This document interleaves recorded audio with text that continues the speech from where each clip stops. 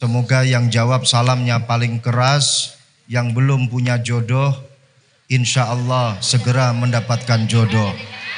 Amin. Yang sudah punya jodoh, jawab salamnya masih semangat. Saya doakan semoga jodohnya, kata Kiai Fauzi, tambah. Sepakat? Maksud saya semoga tambah istiqomah, keluarganya tambah sakinah, Amin. mawaddah, Amin. rahmah, Amin ya Allah. rezekinya tambah, Amin. tambah sawah, Amin. tambah rumah, tambah mama.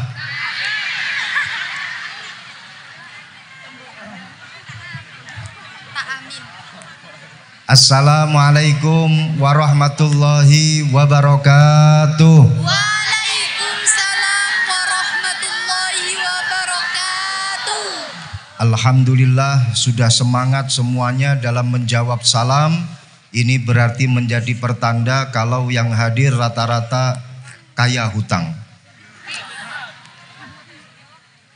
Bismillahirrahmanirrahim. Alhamdulillah. Alhamdulillahilladzi ajma'ana fi hadhil haflah al-mubarakah. Walhamdulillahilladzi ajma'ana fi hadzal haul, fi hadzal majlis, fi hadzal ma'had al-mubarak.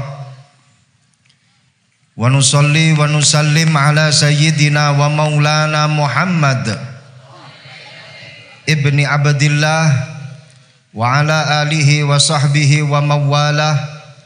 Allahumma syrah li sadri wa yassir li amri wahlul 'uqdatam min lisani yafqahu qawli, amma ba'du. Hadratal muhtaramin, ulama anal a'izza, para habaib, para kiai, para sesepuh, para bini sepuh, wabil khusus kepada beliau panjenenganipun Kiai Haji Abdul Aziz Ismail, semoga beliau diberikan kesehatan, umur panjang, amin ya rabbal alamin. Kepada beliau yang kami muliakan Bapak Kiai Haji Abdul Haris, segenap keluarga besar Pondok Pesantren Mambaul Falah, kepada beliau yang saya hormati Kiai Haji Mazlan, semoga beliau diberikan keistiqomahan, amanah, kekuatan lahir batin, amin ya rabbal alamin. Beliau yang saya hormati Kiai Muzayyad, ada Kiai Zubaidi, ada Kiai Fauzi, dan segenap pengurus Nahdlatul Ulama, PCNU, syuriyatan kanat au tanfidhiyatan, segenap banom dan juga lajnah, para asatidz, para gawakis hadir di tengah-tengah kita. Ada Gus Ali Subhan, ada Gus Nur Salim juga ada, dan segenap para gawakis yang tidak bisa saya sebutkan namanya satu persatu, para ibu nyai, para nawaning, ning nang ning,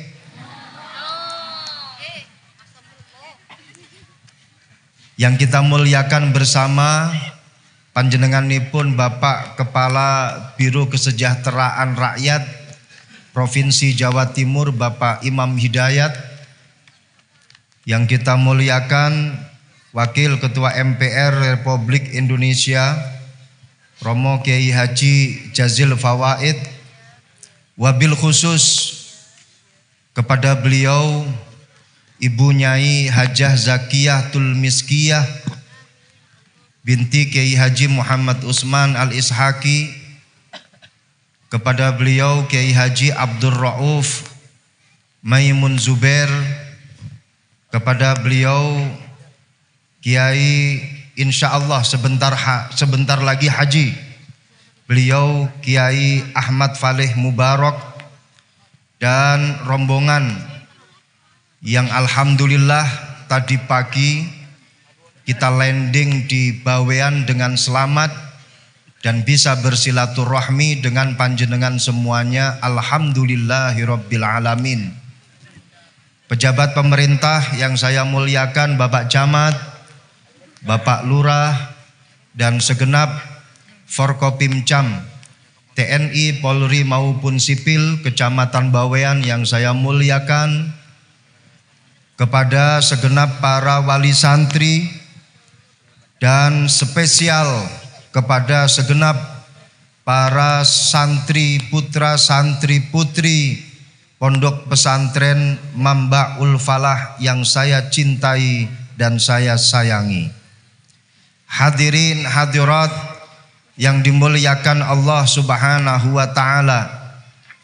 Sebelum saya memulai untuk menyampaikan apa yang diamanatkan kepada kami, saya mau cerita sedikit bagaimana kronologinya sehingga saya bisa hadir silaturahmi dengan panjenengan semuanya. Pemirsa yang dimuliakan Allah, singkat cerita, Gus Ali Subhan datang ke tempat saya. Dia ke rumah saya kemudian menceritakan tentang sejarah Pondok Pesantren Mambaul Falah. Kaitan Pondok Pesantren Mambaul Falah dengan keluarga besar Allahu yarham Kiai Haji Muhammad Usman Al-Ishaqi. Hubungan erat antara keluarga besar Pondok Pesantren Mambaul Falah dengan keluarga besar Pondok Pesantren Raudhatul Muta'allimin Jatipurwo Surabaya yang didirikan oleh Kiai Haji Muhammad Usman Al-Ishaqi. Beliau Gus Ali Subhan juga cerita bahwasannya dulu para sesepuh-sesepuh saya, mulai dari kakek sampai ayahanda kami, itu juga sering pernah ke Bawean. Para guru-guru kami diceritakan oleh Gus Ali Subhan juga pernah ke Bawean dan pernah singgah di Pondok Pesantren Mambaul Falah. Ujung-ujungnya ternyata ngundang saya untuk hadir di acara ini dengan satu ultimatum yang sangat keras. Pokoknya Gus, kalau panjenengan tidak hadir, panjenengan bisa-bisa kualat dengan kakek panjenengan, dengan ayahanda panjenengan, dan juga dengan guru-guru panjenengan. Ini untuk yang kesekian kalinya saya mendapatkan undangan plus ultimatum dari si pengundang. Akhirnya saya harus sami'na wa atokna. Saya ikut saja apa yang didawuhkan oleh Gus Ali Subhan. Saya niati ingin sambung silsilah, sambung sanad, sambung silaturahmi kembali dengan para sesepuh, dengan para guru. Semoga silaturahmi ini bisa langgeng ila yaumil qiyamah. Amin ya rabbal alamin. Seperti yang didawuhkan oleh Rasulullah sallallahu alaihi wasallam, dulu Rasulullah pernah ditanya oleh salah satu sahabatnya, "Ya Rasulullah, hal baqiya min birrin abirruhuma bihi ba'da wafatihima?" Ya Rasulullah, apakah masih ada sesuatu harapan? Apakah masih ada satu hal yang aku bisa lakukan untuk birrul walidain kepada kedua orang tua saya, walaupun toh kedua orang tua saya ini sudah meninggal dunia? Dijawab oleh Rasulullah, "Na'am, ada." Satu riwayat mengatakan ada 4, satu riwayat mengatakan ada 5. 4 atau 5 hal yang bisa kamu lakukan sebagai wujud daripada birrul walidain, berbakti kepada kedua orang tua walaupun toh kedua orang tua sudah tiada. Yang pertama adalah as-salatu alaihima. Dalam satu riwayat dikatakan ad-du'a'u alaihima, yaitu berdoa untuk kedua orang tua kita walaupun toh kedua orang tua kita ini sudah tiada. Kalau kita lakukan, maka kita telah melakukan berbakti kepada kedua orang tua. Standar minimal sebagai orang tua yang sukses, orang tua dikatakan sebagai orang tua yang sukses, syarat minimal, standar minimal, seperti yang didawuhkan oleh Rasulullah Sallallahu Alaihi Wasallam, ketika putra putri panjenengan ini menjadi putra putri yang salihun yad'u lahu. Ketika putra putri panjenengan saleh terus mau berdoa untuk kedua orang tua, berarti panjenengan telah menjadi orang tua yang sukses. Adapun kalau putra putri panjenengan memiliki profesi, jabatan yang tinggi, maka itu adalah satu bonus setelah panjenengan mendapatkan standar minimal sebagai kedua orang tua yang sukses. Satu, soleh. Yang jelas kalau soleh, dia pasti mau mendoakan kedua orang tuanya. Soleh dan mendoakan kedua orang tuanya ini adalah satu hal yang tidak bisa dipisah. Kalau cuman punya anak soleh tapi tidak mau mendoakan kedua orang tuanya, berarti ini belum soleh betulan. Masih tolah-toleh, belum soleh yang hakiki. Banyak di mana tempat menjanjikan mampu mencetak putra putri panjenengan untuk menjadi anak yang soleh. Tapi kenyataannya ketika selesai dari lembaga tersebut, pulang malah justru bentrok dengan kedua orang tua dalam hal mendoakan kedua orang tua ini sampai atau tidak. Kalau kita cukup menjawab ketika ditanya mendoakan kedua orang tua itu doanya sampai atau tidak. Ngirim surat Fatihah kepada kedua orang tua itu surat Fatihahnya nyampe atau tidak. Jawabannya simple, cukup dijawab dengan sampai. Kalau orang yang bertanya ini minta dalilnya cukup dengan dalil rasional atau dalil cangkem elek. Kalau yang namanya kirim surat, alamatnya tidak pas, kira-kira suratnya sampai atau tidak? Sampai. Kalau alamatnya pas, kira-kira suratnya kembali lagi ke pengirim atau tidak?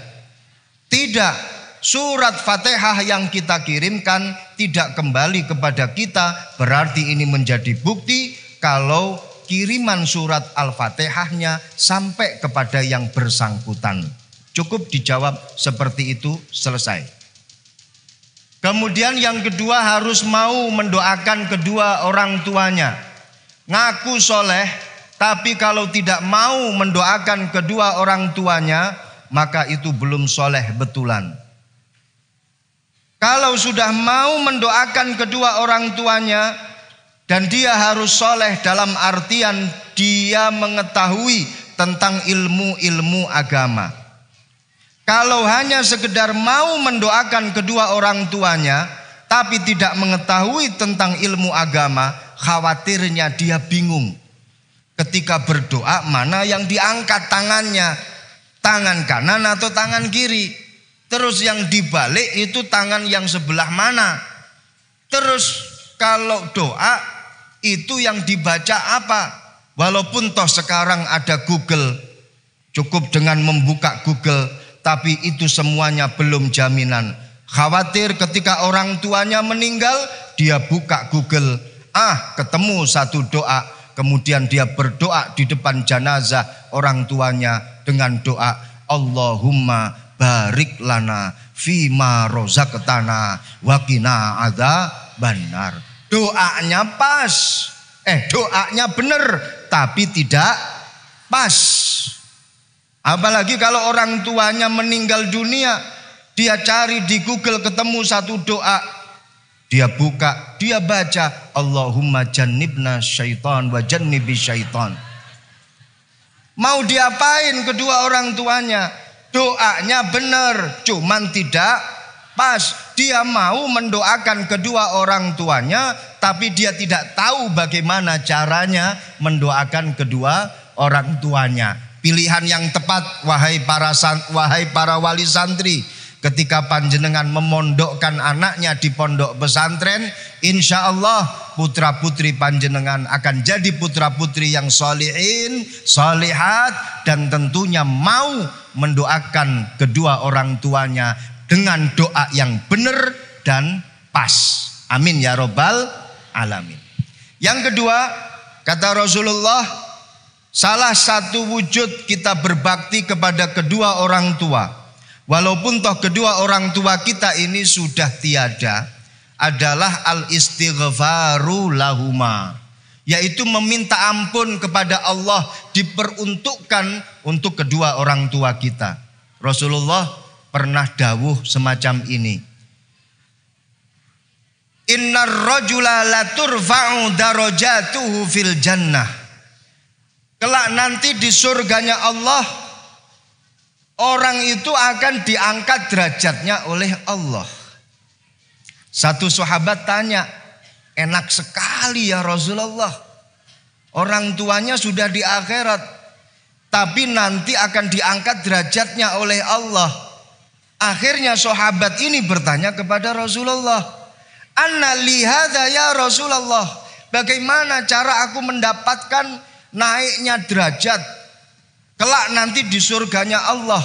Dijawab oleh Rasulullah, bistighfari waladika laka, dengan istighfarnya anakmu untukmu. Ketika anakmu mau memintakan ampun kepada Allah untukmu, maka engkau akan dinaikkan derajatnya oleh Allah kelak nanti di surganya Allah. Semoga kita semuanya diangkat derajatnya oleh Allah. Anak-anak kita mau memintakan ampun, mau memintakan ampunan kepada Allah untuk kita. Amin ya robbal alamin. Kemudian yang ketiga, kata Rasulullah, wa infadhu ahdihima, yaitu melestarikan janjinya dan meneruskan perjuangannya, meneruskan apa yang menjadi cita-citanya, cita-cita kedua orang tuanya. Orang tuanya seorang mubaligh, seorang alim, alamah, seorang yang memiliki amanah ngurusi takmir masjid. Sebagai anak jangan lupa lanjutkan perjuangan kedua orang tuanya. Alhamdulillah, Mambaul Falah turun temurun tetap sambung menyambung, turun temurun tetap meneruskan perjuangan para leluhur. Ini menjadi pertanda, insya Allah penerus pondok pesantren Mambaul Falah adalah mereka-mereka yang tetap birrul walidain sampai Mambaul Falah kelak nanti berakhir di hari kiamat.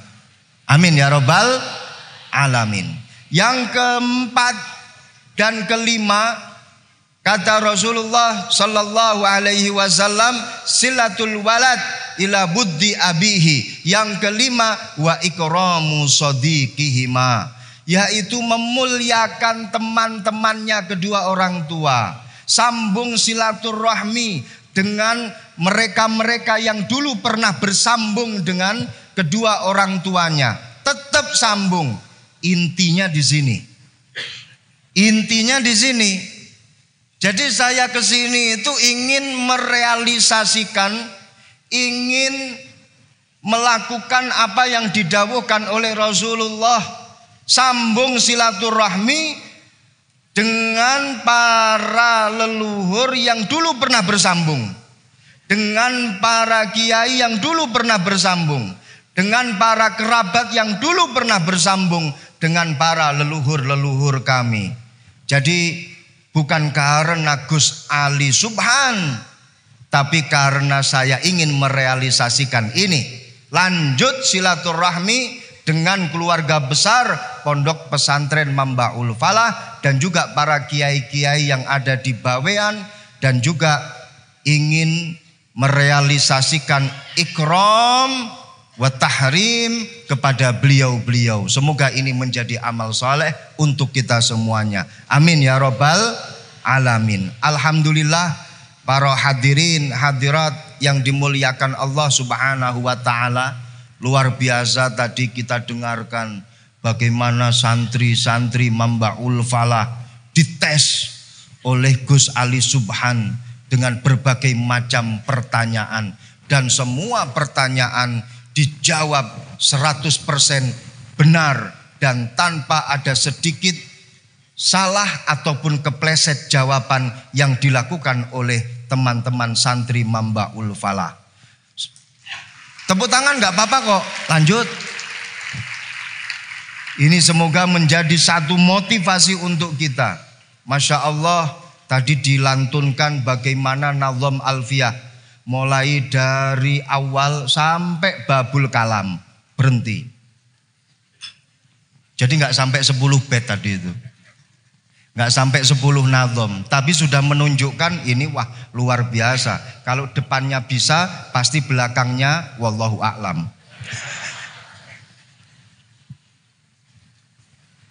Jadi Alfiyah Ibn Malik itu dikarang oleh seorang alim allamah Asy-Syaikh Muhammad Ibn Malik.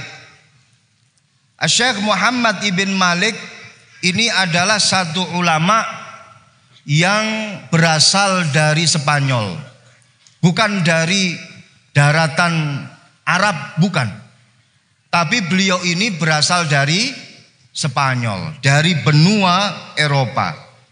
Dulu Spanyol itu pada tahun 2010 berhasil menjadi pemenang Piala Dunia. Pada waktu itu Piala Dunia dihelat di South Africa atau di Afrika Selatan, di mana pada waktu itu di City Soccer yang namanya Spanyol itu tanding dengan Belanda, dan alhamdulillah Spanyol menang, padahal dengan gol tunggal yang dicetak oleh Andreas Iniesta pada menit-menit tambahan akan berakhir itu final Piala Dunia. Andreas Iniesta mengegolkan, menjebol gawang musuh dengan tendangan yang sangat-sangat indah. Luar biasa. Saya tahu karena saya menang. Ini Spanyol punya satu ulama yang luar biasa dalam ilmu nahwu sharaf, dalam ilmu qaidatul lughah al-arabiyah, yaitu Muhammad Ibn Malik. Muhammad Ibn Malik, kalau kita lihat dari sejarahnya, ini mohon maaf, mungkin saya salah. Beliau ini adalah seorang ulama yang santrinya itu nggak banyak-banyak banget. Waktu itu, waktu beliau buka pondok, beliau pun juga woro-woro atau bikin pengumuman kepada masyarakat sekitar. Hei masyarakat sekitar, saya buka pondok pesantren. Siapa yang mau mondok silahkan. Saya punya ilmu nahwu sharaf, saya punya ilmu qaidatul lughah al-arabiyah. Siapa yang mau mondok silakan datang ke pondok saya. Monggo. Ini dilakukan oleh Muhammad Ibn Malik. Makanya kalau ada pondok pesantren mau pasang plang atau pengumuman penerimaan siswa atau santri baru, biasa saja. Karena Muhammad Ibn Malik dulu pernah juga melakukan pengumuman penerimaan santri baru. Muhammad Ibn Malik setelah melakukan pengumuman, kenyataannya masyarakat sekitar nggak ada yang mondok, nggak ada yang mondok. Ini pun juga menjadi satu nasihat untuk kita. Kalau sudah pasang pengumuman di iklan-iklan penerimaan santri baru, Ternyata yang daftar cuman sedikit. Jangan putus asa. Tetap lanjut buka pondoknya. Tetap lanjut ngajar di pondok pesantren. Muhammad ibn Malik kurang alim apa? Ketika mengumumkan buka santri baru, nggak ada yang daftar. Ironisnya saat ini di era milenial, ketika pondok pesantren buka pendaftaran santri baru, kok nggak ada yang daftar, belok profesinya, nggak jadi pondok pesantren, turun 1 derajat kos-kosan Islami. Nanti kalau kos-kosan Islami diumumkan nggak ada yang daftar juga, berubah, akhirnya jadi kos-kosan Islaminya hilang. Kalau nanti sudah diumumkan nggak ada yang daftar juga, akhirnya jadi warnet. Ini apa yang terjadi pada Al-Imam Muhammad ibn Malik menjadi nasihat untuk kita untuk selalu istiqomah, semangat berkhidmat kepada ilmu, kepada para santri, walaupun toh sedikit santrinya, sedikit yang daftar. Sampai-sampai tetangganya Muhammad ibn Malik itu bilang kepada Muhammad ibn Malik, to a pity of you, kasihan deh lo Muhammad ibn Malik. Kasihan deh lo, nggak ada yang daftar, capek-capek buka di website, capek-capek buka pengumuman pasang pelang di setiap perempatan, tapi nggak ada yang daftar. Kasihan deh lo Muhammad ibn Malik. Apa kata Muhammad ibn Malik? Yang penting aku sudah baro'atu zimmah. Yang penting aku sudah keluar dari tanggung jawab untuk mentransformasikan ilmuku, untuk mentransfer of knowledge kepada umat. Aku sudah woro-woro, aku sudah pengumuman kepada masyarakat. Walaupun toh tidak ada yang daftar, tidak ada yang mau, yang penting aku sudah keluar dari tanggung jawab untuk menyampaikan ilmu yang aku punya. Ini Muhammad ibn Malik. Tapi walaupun toh demikian, Muhammad ibn Malik ini memiliki satu santri yang luar biasa. Dan semuanya pasti kenal dengan salah satu santrinya Muhammad ibn Malik. Siapa itu? Syaraf ibn Yahya an-Nawawi. Imam Nawawi. Imam Nawawi itu muridnya Muhammad ibn Malik. Yang ngarang Arba'in Nawawi, yang nulis Riyadhus Shalihin, itu santrinya siapa? Ibn Malik, santrinya Muhammad ibn Malik yang mengarang kitab Alfiyah. Suatu ketika Imam Nawawi itu bertanya begini tentang satu hadis. Wahai Muhammad ibn Malik, saya ini pernah mendapatkan satu hadis. Hadis itu mengisahkan tentang satu ejekan dari orang-orang kafir Quraisy kepada sahabat-sahabatnya Rasulullah. Jadi orang-orang kafir Quraisy dulu itu pernah bilang begini kepada sahabat-sahabatnya Rasulullah. Lana uzza wala uzza lakum. Kami orang-orang kafir Quraisy punya Uzza, punya Lata, punya berhala-berhala yang banyak. Dan kamu orang Islam nggak punya berhala, nggak punya patung, nggak punya Uzza. Terus dijawab oleh Rasulullah, ala tujibu lahum, ala tujibu lahum. Kamu terus menjawab apa? Apa yang kamu berikan jawaban untuk mengcounter pertanyaan atau statement dari orang-orang kafir Quraisy? Terus kemudian para sahabat, bagaimana kami menjawabnya ya Rasulullah? Dijawab, katakan begini, lana maulana wala maula lakum. Aku punya Tuhan, aku punya Allah yang melindungiku, melindungi kami, dan kamu tidak punya Tuhan yang melindungi kalian. Kalian tidak punya Allah yang melindungi kalian. Mahalu syahidnya, ini agak serius saya ngajinya karena di hadapan para santri-santri yang hafal Alfiyah. Kalau saya nanti bicaranya rendah atau landai biasa-biasa saja, apa kata dunia? Yang suruh bicara kok masih kalah sama santri-santri Mambaul Falah. Sorry lah ya. Kemudian yang jadi pembahasan ini adalah ala tujibu lahum. Ini tujibu termasuk af'alul khamsah. Af'alul khamsah ketika tingkah rofa ini mestinya subutun nun atau tetapnya nun. Mestinya ala tujibuna lahum karena lanya ini bukan lanahi.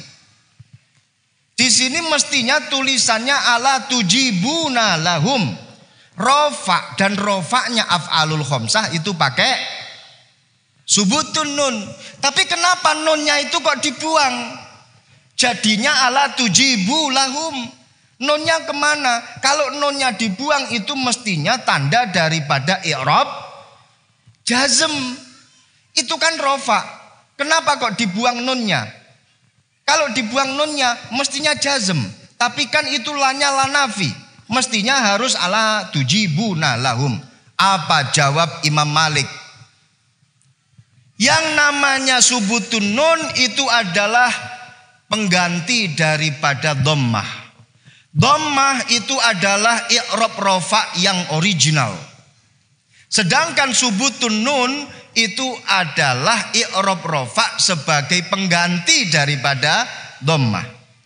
Dhammah suatu ketika itu bisa ditakhfif. Dhammah suatu ketika itu bisa diringankan bacaannya. Contoh seperti di dalam ayat Al-Quran, ala yush'irukum annaha idza ja'at la yu'minun.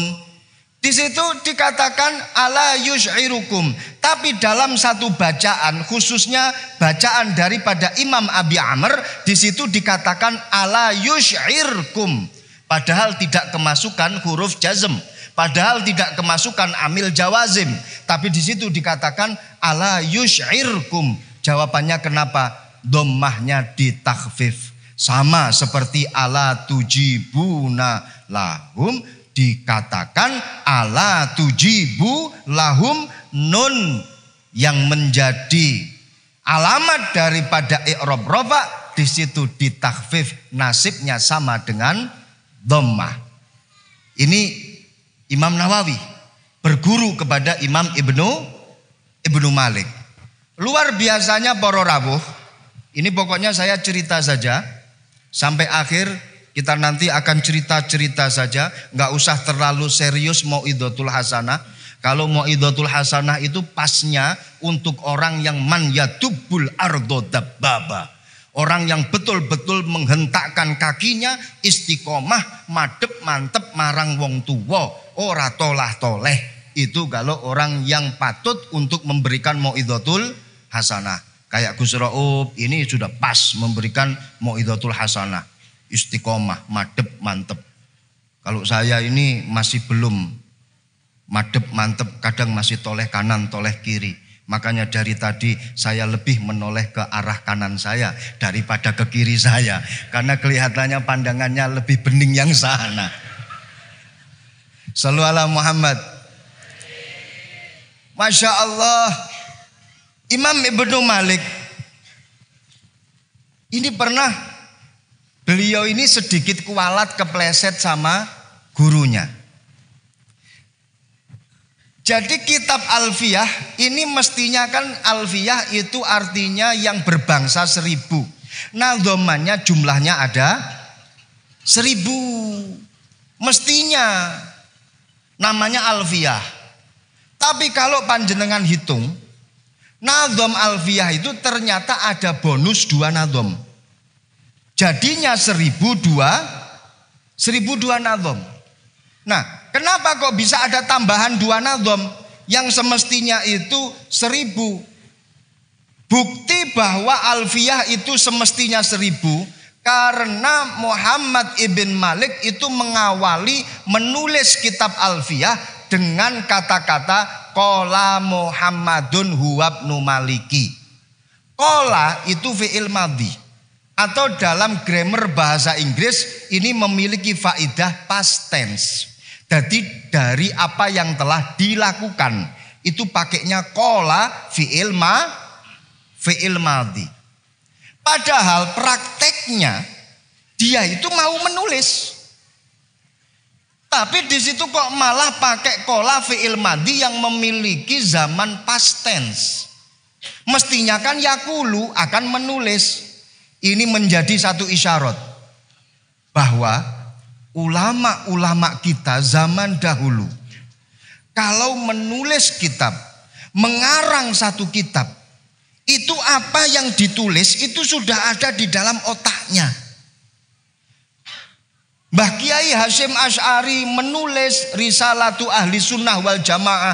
Itu apa yang akan ditulis? Itu sudah ada di dalam otaknya Mbah Hasyim Asy'ari. Riyadhus Shalihin ditulis oleh Imam Nawawi. Itu apa yang akan ditulis? Itu sudah dihafal sama Imam Nawawi. Beda dengan ulama-ulama milenial, para calon-calon sarjana yang kalau menulis bolak-balik ke perpustakaan, ambil referensi itu, dapat referensi ini, tulis. Kalau ulama kita zaman dahulu mboten, tidak menulis, langsung saja ditulis. Dan apa yang akan ditulis ini sudah ada di dalam otak. Makanya di situ memakai fi'il madhi yang zamannya zaman past tense.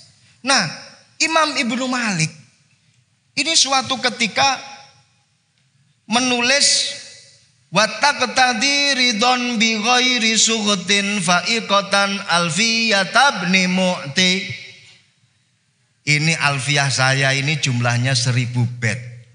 Mestinya alfiyah saya ini lebih bagus daripada karangannya guru saya, alfiyahnya Imam Ibnu Mu'ti. Imam Ibnu Malik itu punya guru namanya Ibnu Mu'ti. Dan dia mengatakan dalam bait itu bahwa alfiyah saya, karangan saya ini lebih baik daripada punyanya guru saya Ibnu Mu'ti. Sedikit sombong lah. Seketika itu para rawuh langsung hilang hafalannya. Apa yang ada di dalam otaknya lost dol, hilang kabeh. Mau meneruskan itu nggak bisa. Sampai ziarah ke makam gurunya Imam Ibnu Mu'ti, akhirnya ditemui di dalam mimpi. Hei Ibnu Malik, kenapa kau di sini? Sinten panjenengan? Saya Ibnu Mu'ti. Ya Allah guru, mohon maaf, saya nggak bisa melanjutkan mengarang kitab Alfiyah. Hilang ilmu saya semuanya, wahai guru. Kamu sadar nggak apa yang kamu katakan? Akhirnya terbuka hatinya. Masya Allah, ada rasa takabur di dalam hatinya. Kepleset titik. Akhirnya hilang semua itu ilmu-ilmu yang beliau miliki. Akhirnya dilanjutkan. Wahwa bisabkin haizun tafdila mustaujibun sana'iyal jamila. Wallahu yaqdi bihibatin wafirah li walahu fidarajatil akhirah. Alfiyahnya Ibnu Mu'ti karena lebih duluan, ya pastilah lebih utama. Jadi merevisi dari apa yang sebelumnya dikatakan.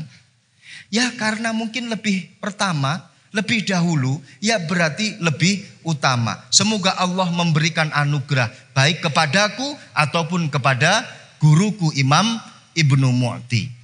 Ini menjadi satu nasihat kepada kita.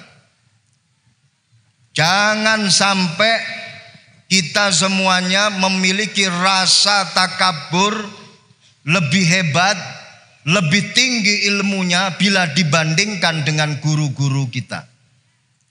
Walaupun toh setinggi apapun pangkat kita, walaupun toh sejauh manapun kaki kita melangkah dalam bertolabul ilmi sampai ke negara Timur Tengah, sampai ke Eropa, sampai ke Amerika, tetap hormati dan jangan sombong dengan guru-guru kita yang dulu ketika di desa, di kampung mengajarkan kita alif ba ta. Ini menjadi satu nasihat untuk kita.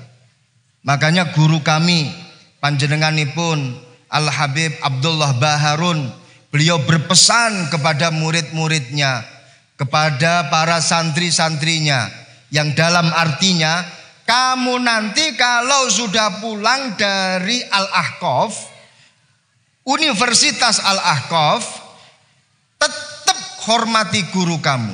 Jangan kau merasa sombong lebih tinggi daripada guru-guru kamu yang ada di daerah, walaupun toh kamu pernah belajar di Timur Tengah. Bahayanya itu para rawuh. Bahayanya itu para santri. Ketika kalian sudah merasa lebih tinggi, lebih hebat, maka bisa-bisa akan terputus itu yang namanya rantai hubungan, sanad, silsilah antara kita dengan guru-guru kita. Rasionalisasinya begini. Alaqatul muridi wa syaikhi kal alaqah al-kahrubaiyah. Hubungan antara guru dengan murid itu seperti hubungan listrik. Kita lihat lampu yang kalian saksikan di atas kalian ini bisa hidup karena ada apanya? Ada apanya? Ada listriknya. Kalau nggak ada listriknya nggak akan nyala. Semakin besar tegangan listriknya, wattnya akan semakin besar dan akan memancarkan cahaya yang besar. Sama antara guru dengan murid itu harus sambung. Kalau dia tidak sambung, maka seperti lampu tapi nggak ada listriknya. Kira-kira bisa nyala nggak? Bisa nyala nggak? Lampu nggak ada listriknya nggak bisa nyala. Dia tidak akan menerangi lingkungannya. Sama seperti seorang santri di tengah-tengah masyarakat, tapi nggak sambung dengan kiai-kiainya, dengan guru-gurunya, maka dia wujudnya seperti manusia dengan berbagai macam dandanannya, tapi dia tidak bisa memberikan enlightenment atau pencerahan untuk masyarakat yang ada di sekitarnya. Paham tum? Understand? Sambung tetap silsilah sanad dengan guru-guru kita. Siap? Santri Mambaul Falah siap? Acara haul ini adalah wujud daripada persambungan kita dengan guru-guru kita. Shahibul haul malam hari ini menyaksikan kita para rawuh. Hadir di sini, Masya Allah. Para masyayikh kita melihat kita hadir di sini, mendoakan beliau-beliau, dan beliau mendapatkan doa dari panjenengan semuanya. Luar biasa, beliau bahagia dan pastinya beliau akan membalas dengan doa yang lebih dahsyat untuk kita semuanya. Amin. Jadi begini, ini acara malam hari ini kan banyak sekali temanya.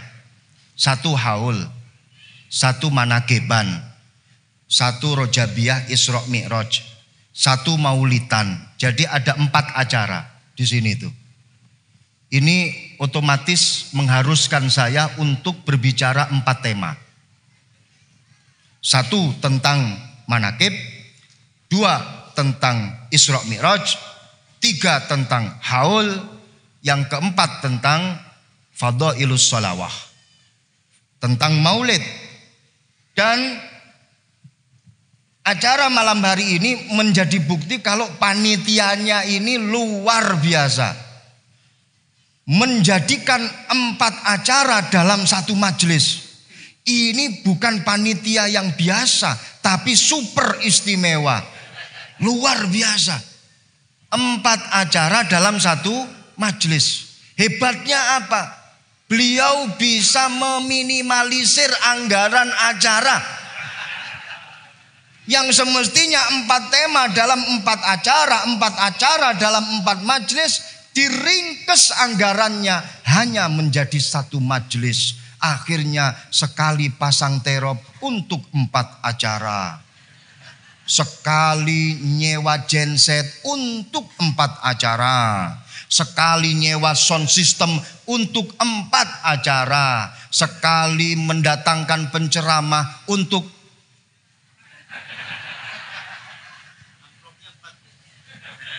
tepuk tangan untuk Kiai Ali Subhan. Masya Allah. Ini memang panitia yang top-topan. Nggak bisa dibanding-bandingkan. Dan juga nggak ada tanding, nggak ada banding. Kiai Ali Subhan. Masya Allah. Wong kok ngene kok di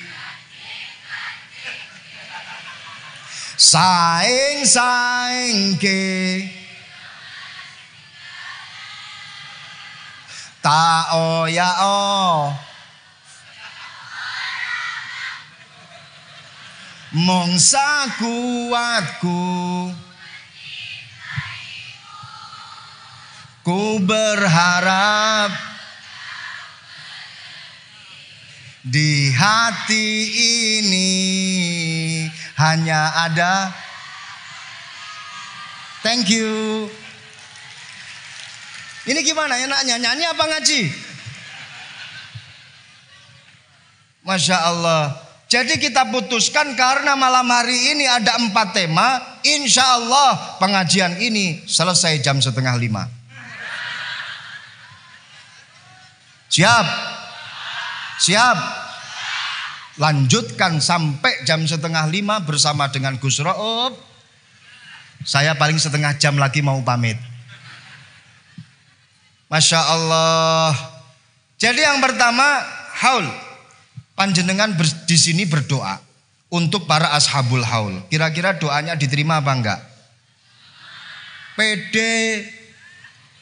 Insya Allah dan kita akan mendapatkan barokah doa dari ashabul haul. Kira-kira doanya ashabul haul ini lebih dahsyat atau tidak bila dibandingkan dengan doa kita? Lebih dahsyat. Doanya ashabul haul itu lebih dahsyat daripada doa kita.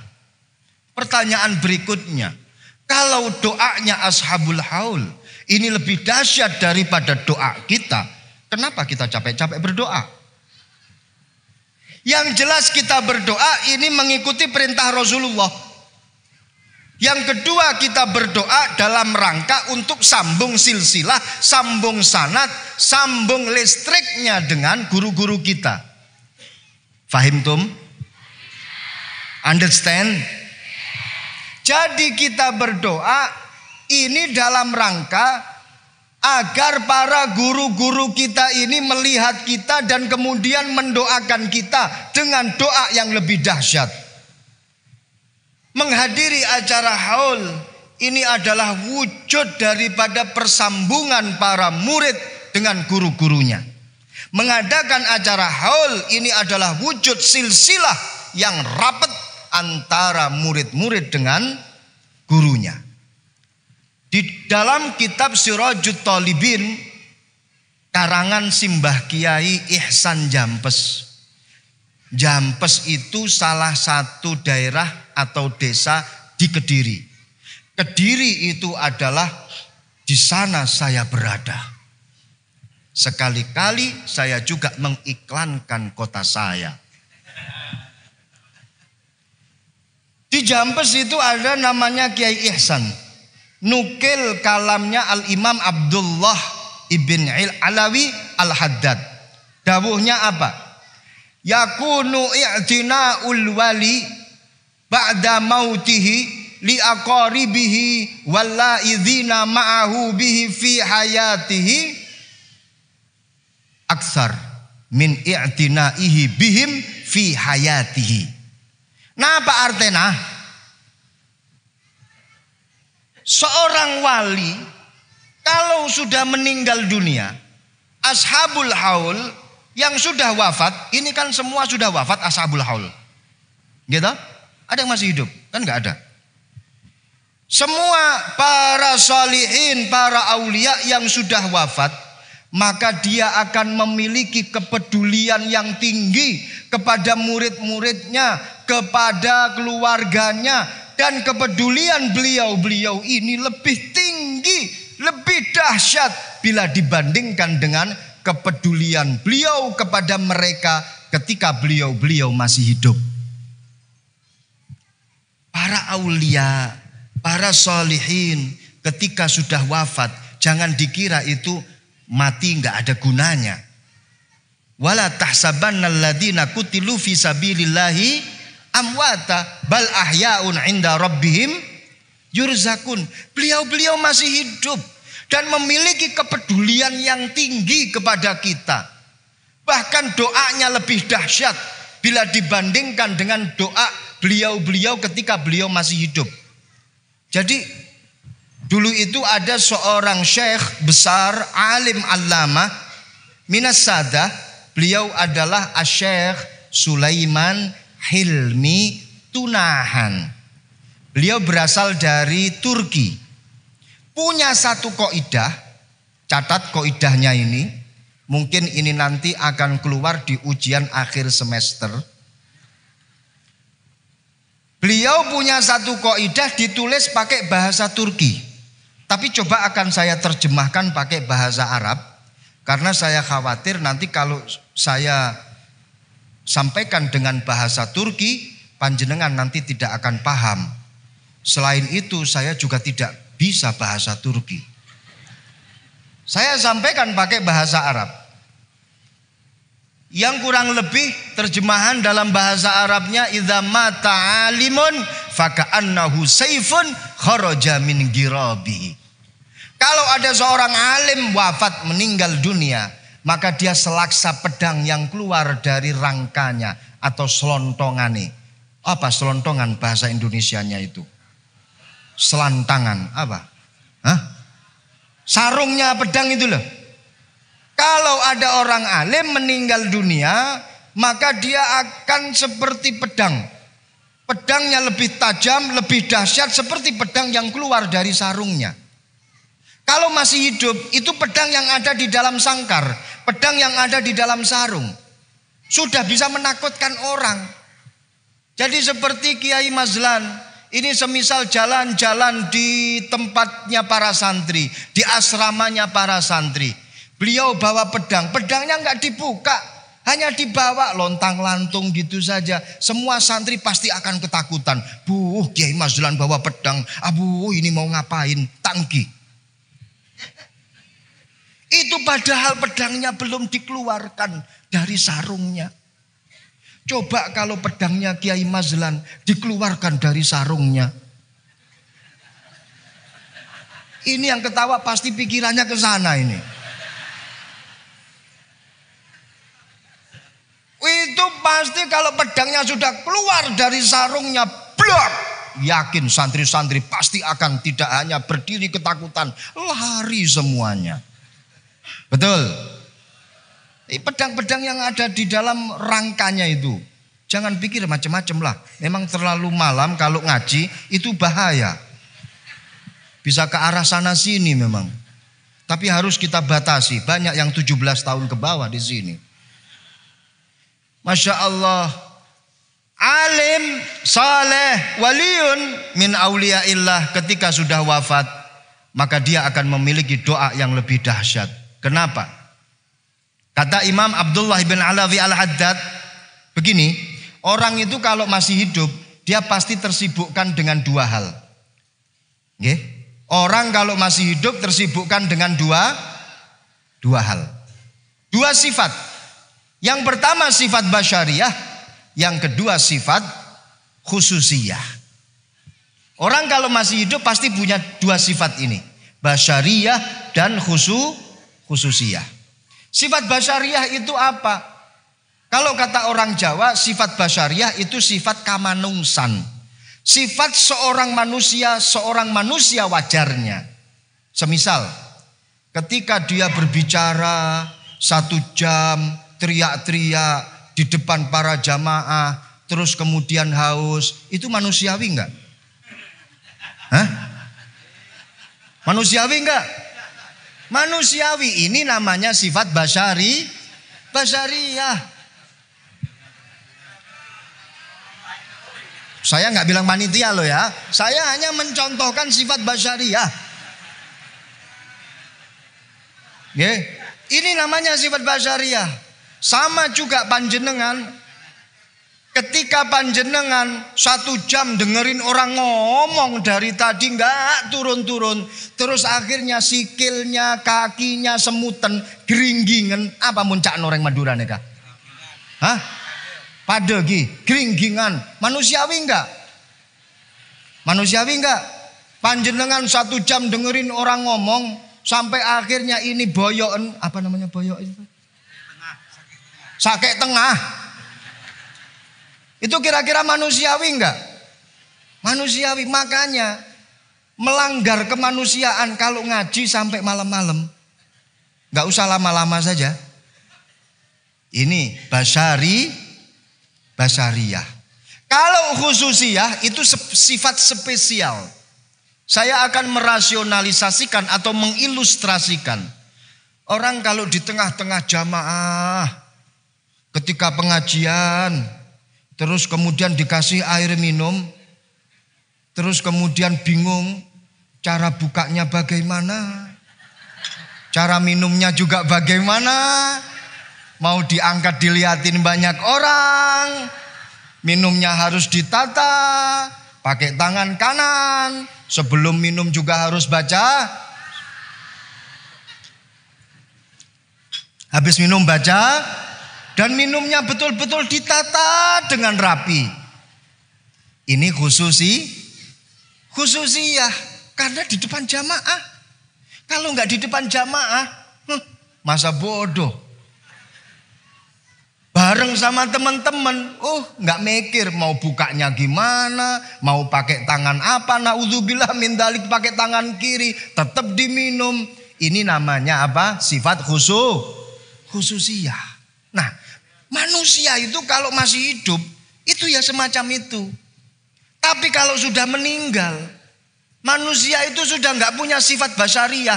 Nggak ada ceritanya manusia kecapean ketika mati terus kecapean minta dibawakan air, nggak ada. Di kuburan minta air, di kuburan minta dibawain aqua, nggak ada. Yang tersisa hanya sifat khususiyah. Ketika yang tersisa hanya sifat khususiyah, maka ketika dia berdoa, doanya akan mustajab langsung tanpa ada halangan, tanpa ada gangguan.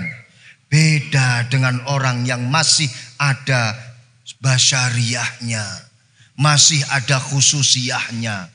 Kadang ketika berdoa awalnya khususiyah, khusyuk, Allahumma sholli sholatan kamilah wa sallim salaman. Khusyuk. Tapi setelah itu kemudian geleor, digoda dengan basyariyahnya. Ini nanti konsumsinya apa? Ini nanti makanannya apa? Berubah doanya. Allahumma barik lana fima rozaqtana.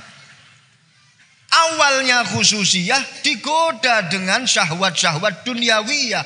Terus kemudian dia masuk pada kategori basyariyah.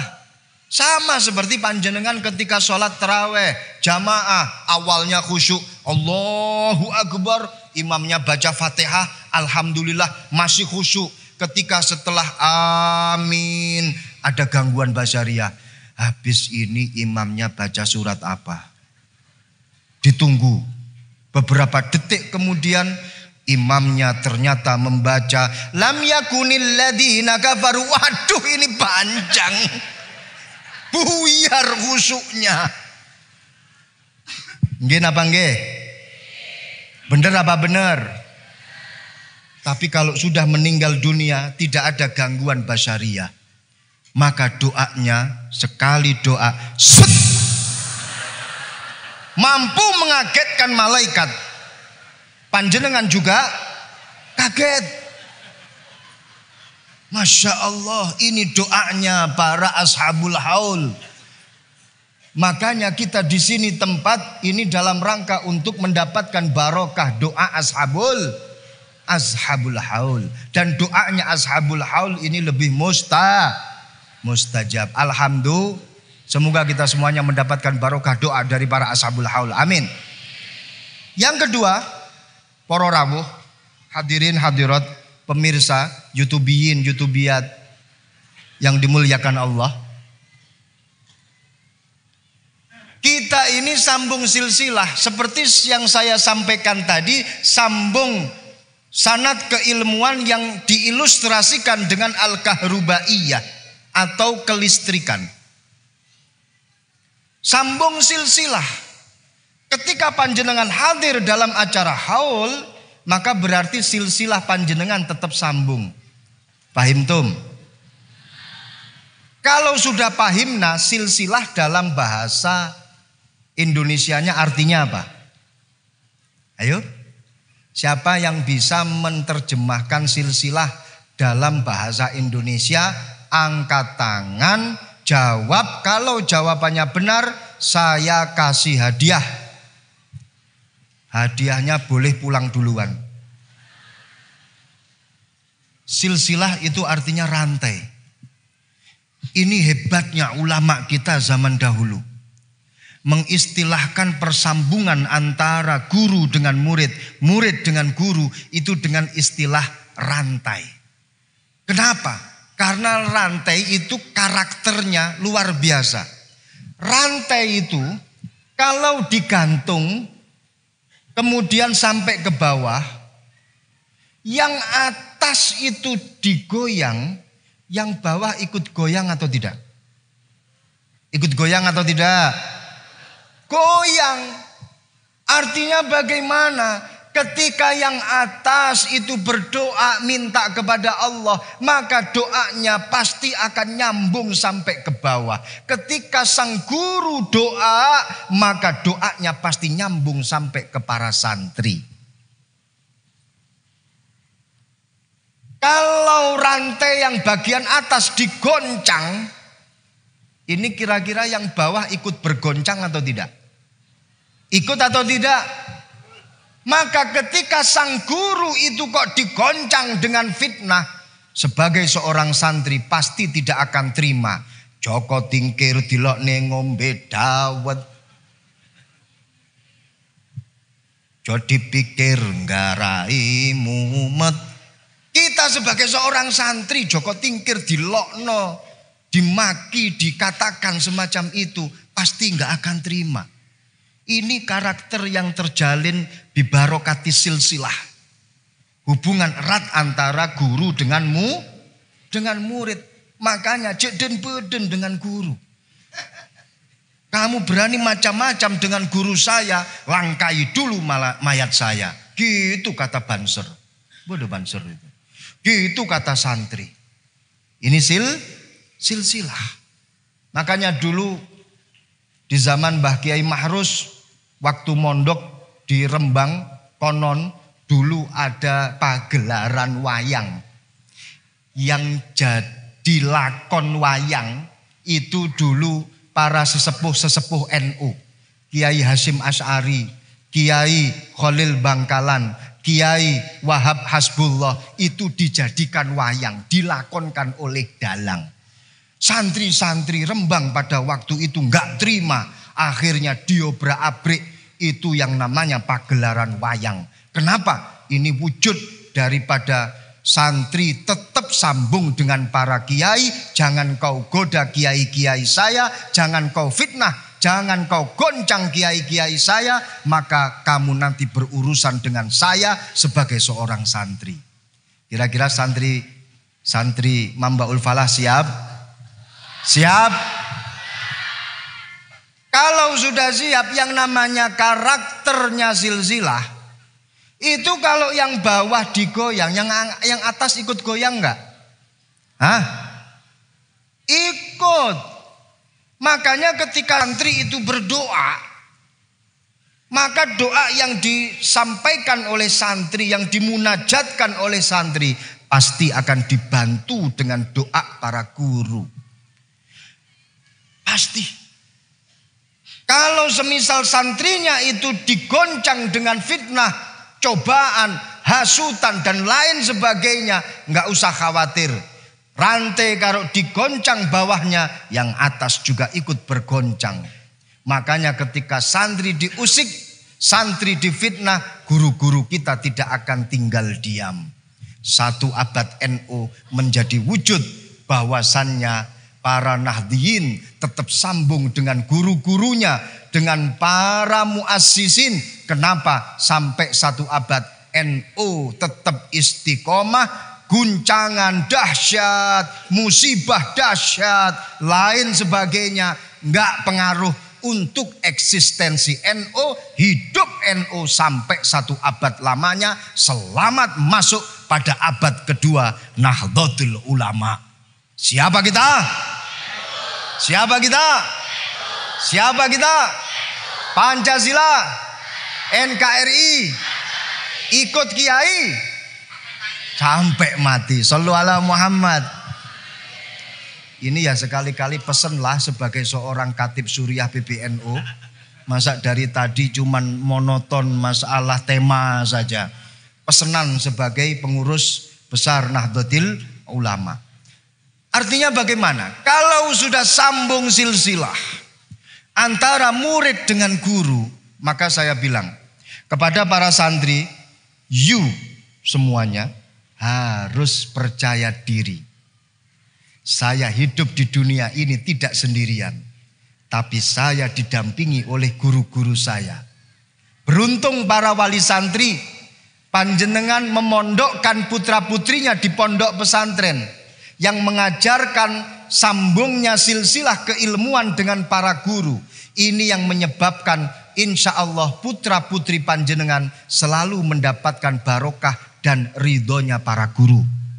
Hidupnya pasti akan didampingi oleh para guru. Ini kalian harus punya rasa percaya diri sebagai seorang santri. Ironis kalau sebagai seorang santri terus kelemar-kelemer. Dijadikan ini nggak berani, suruh naik panggung nggak berani, suruh ngacung nggak berani, suruh itu nggak berani. Alasannya apa? Saya nggak punya rasa keyakinan bisa mengatasi masalah itu. Sangat ironis sekali. Kalian sebagai seorang santri punya potensi. Maka ekspresikan potensi yang kalian miliki. Kalian bisa dan harus bisa. Dengan rasa percaya diri, maka kalian pasti akan menciptakan hal yang istimewa. Kenapa? Karena ada satu kaidah begini. When you have a confidence, you have a lot of fun. And when you have a fun, you can do amazing things. Ini yang mengartikan ini Kiai Ali Subhan ini mestinya ini. Karena mobilnya itu tulisannya bahasa Inggris semuanya. Masya Allah. Kalau diartikan seperti apa yang disampaikan oleh Kiai Abdul Haris, when you have lan ing dalem nalikane anduweni sapa sira. Confidence ing rasa percaya diri. You have mongko bakal anduweni sapa sira. Ini aslinya you will have. Tapi karena disamarkan jadinya you'll have. You have mongko bakal anduweni sapa sira. A lot of fun ing pirang-pirang rasa bunga. And when you have lan ing dalem nalikane anduweni sapa sira, fun ing rasa bunga, you can do mongko bakal iso nglakoni sapa sira amazing things ing pirang-pirang perkara kang bisa nggawakake apa mah ka ing sira tuk tuk tuk tuk. Ini kalau enggak santri enggak bisa para rawuh. Tepuk tangan untuk para santri. Jadi perkara yang istimewa itu hanya bisa dilakukan oleh orang yang memiliki rasa bahagia di dalam hatinya. Nggak ada ceritanya suatu hal yang istimewa diciptakan oleh orang yang sedih terus, gegana terus, gelisah, galau dan merana. Mau menciptakan hal yang istimewa, nggak mungkin bisa. Nah, inti daripada orang itu punya rasa bahagia, dia pasti punya rasa percaya diri. Santri kalau punya rasa percaya diri, insya Allah siap mau jadi apa saja, insya Allah siap. Jadi para wali santri, panjenengan kalau mau cari menantu yang siap di segala medan dan situasi serta kondisi, carilah menantu dari para santri. Yakin disuruh ngaji, siap. Disuruh ceramah, siap. Mau dalam kondisi kaya, siap. Miskin juga. Mau disuruh kerja keras, siap. Mau kerja setengah keras, siap. Mau kerja-kerjaan atau mau ngerjain juga, siap. Santri. Pokoknya santri hadir mengatasi masalah tanpa menimbulkan masalah.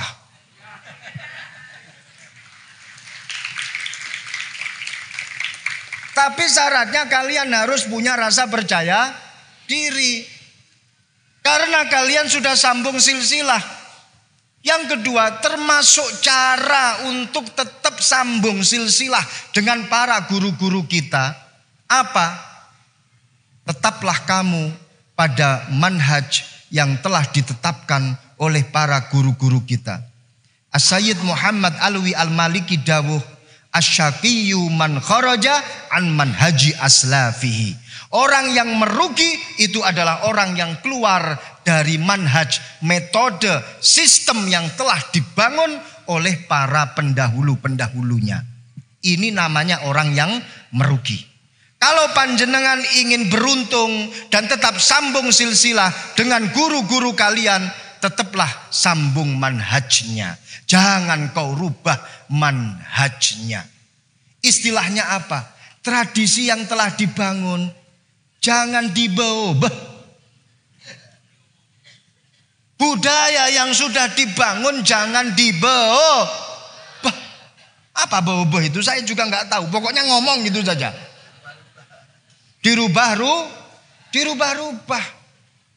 Makanya prinsip NU walaupun toh masuk di abad kedua, era milenial, tetap prinsipnya NU apa? Al-muhafadzah alal qadimis saleh wal akhdhu bil jadidil aslah.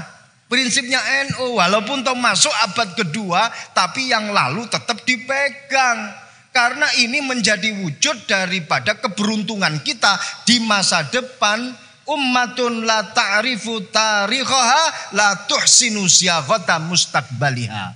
Kalau ada satu komunitas, satu umat, kemudian dia tidak mengerti budayanya, tradisi para leluhurnya, maka dia tidak akan mampu merangkai masa depannya dengan indah. Kalian pengen indah masa depannya para santri? Pengennya pengen aja atau pengen banget? Tetap pegangan dengan manhaj para sesepuh-sesepuh pondok pesantren Mambaul Falah. Siap? Siap? Insya Allah kalian akan tetap berdiri tegak walaupun toh dahsyatnya angin topan di era milenial menghantam kalian. Kenapa? A people without knowledge of their past history, origin, and culture is like a tree without roots. Apa artinya? Wallahu a'lam. Ini makalah yang disampaikan oleh Joy Namath, seorang bintang terkenal dari Amerika di era tahun 60-an. Beliau ini adalah beliau ini adalah pemain football. Kalau di Amerika football itu permainan bola yang bolanya itu lonjong. Kalau main bola yang bolanya bulat itu namanya soccer. Ini Inggris Amerika. Soccer Amerika ini kalau yang kemarin itu Amerika itu hanya masuk 16 besar. Tapi nggak sampai masuk 8 besar. Gitu nggih? Amerika nggak sampai masuk 8 besar. Amerika paling banter masuk di perempat final, itu pun pada tahun 2002. Ketika Piala Dunia ada di Korsel dan Jepang. Itu masuk perempat final itu, Amerika itu. Tapi kalau yang kemarin Amerika nggak sampai masuk 8 besar. Mentok 16 besar. Kalah Amerika. Ini Ini Joy Ahmad itu punya satu makalah, a people utawi menungso without knowledge, kelawan tanpa pengetahuan, of their past history, ing sejarah masa lalu nih, jadi maf'ul. Ing sejarah masa lalu nih, origin lan asal usule, and culture lan budayane, iku khobar daripada a people yang depan tadi itu. Mubtadaun zaidun wa adhirun khobar. Mubtadaun zaidun wa adhirun khobar. Iku is like a tree without root. Iku is like a tree koyok wit-witan without roots, kelawan tanpa oyot.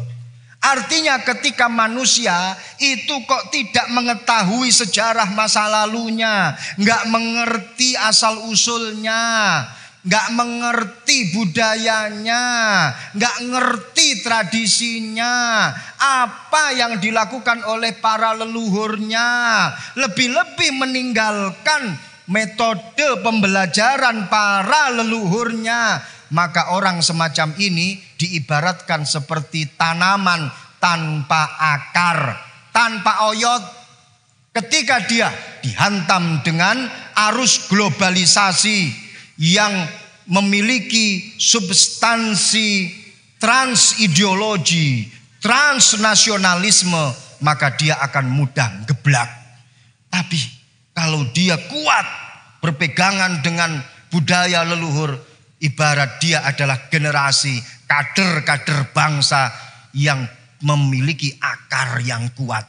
Sehingga kapanpun kader bangsa, generasi Nahdlatul Ulama, generasi bangsa khususnya dari pondok pesantren Mambaul Falah, ketika berpegangan dengan tradisi para leluhur, mau seperti apa dunianya, insya Allah pakun tak berubah. Betul? Betul? Tidak akan berubah, tetap istiqomah. Alhamdulillah. Ini tadi awal di sana dikatakan kitab Alfiyah Ibnu Malik. Saya betul-betul terharu, luar biasa. Walaupun toh ada pertanyaan, iki apalnya cuma 10 toh apa sampai selesai. Tapi enggak masalah, tapi itu menjadi satu bukti yang luar biasa. Cocok untuk kalian semuanya, Masya Allah, berpegangan dengan kitab kuning. Yang mana kitab kuning dikatakan, kitab kuning itu kan tradisinya para leluhur kita, betul? Kalian sudah berpegangan dengan kitab kuning 100%, mi'ah bil mi'ah, I'm with you. Saya bersama dengan kalian. Saya setuju dengan apa yang kalian lakukan. Kenapa? Man arodat taqaddum fa'alaihi bikutubil mutaqaddimin. Wa man arodat ta'akhur fa'alaihi bikutubil mutaakhirin. Ini ada di dalam kitab Ad-Da'wah At-Tammah, karangan daripada Al-Imam Abdullah ibn Alawi Al-Haddad. Barang siapa yang ingin berada di barisan depan sebagai pemimpin, sebagai komando, maka fa'alaihi bikutubil mutaqaddimin. Berpeganglah kalian dengan kitab-kitabnya ulama salaf. Kutubus sofra, kitab-kitab kuning. Kalau kalian mau berada di barisan akhir, ya sudah sana sama kutubul mutaakhirin. Hanya dengan kutubul mutaakhirin, tapi tidak mengindahkan kutubul mutaqaddimin. Di sini menjadi bukti, majelis ini menjadi bukti bahwasannya santri-santri Mambaul Falah insya Allah kelak nanti akan berada di barisan depan semuanya. Sebagai pioner perubahan. Tidak hanya sebagai pioner perubahan, tapi akan menjadi leader of change. Leader, pemimpin dalam perubahan menuju Indonesia yang lebih baik. Menuju tatanan masyarakat yang lebih baik. Kita tunggu nanti. Insya Allah akan ada presiden dari pondok pesantren Mambaul Falah. Amin. Ya kalau enggak tahun depannya lagi. Kalau enggak ya depan-depannya lagi lah. Kalau enggak ya kapan-kapan atau mungkin sampai tahun 2250. sosok-sosok pemimpin insya Allah akan keluar dari pondok pesantren Mambaul Falah. Tapi itu tadi harus dicatat, asyaqiyyu man kharaja an manhaji aslafihi. Orang yang merugi adalah orang yang keluar dari metode pembelajaran para pendahulu-pendahulunya. Tetap pegangan dengan kitab kuning, jadikanlah pondasi kalian untuk memberikan solusi-solusi untuk segala permasalahan yang ada di tengah-tengah masyarakat. Insya Allah kita akan selalu mendapatkan keberkahan dari para guru-guru kita. Barokah berpegangan dengan kitab kuning, kita akan mendapatkan doa dari para muallif. Barokah berpegangan dengan kutubus salaf, insya Allah kita akan dikumpulkan oleh Allah bersama dengan para ulama-ulama salafus saleh. Amin ya rabbal alamin. Kula pun angkat tangan, awake pun ajur-ajuran. Kula tak milih pamit, boyo ini pun rasa sakit. Wal afu minkum. Wassalamualaikum warahmatullahi wabarakatuh.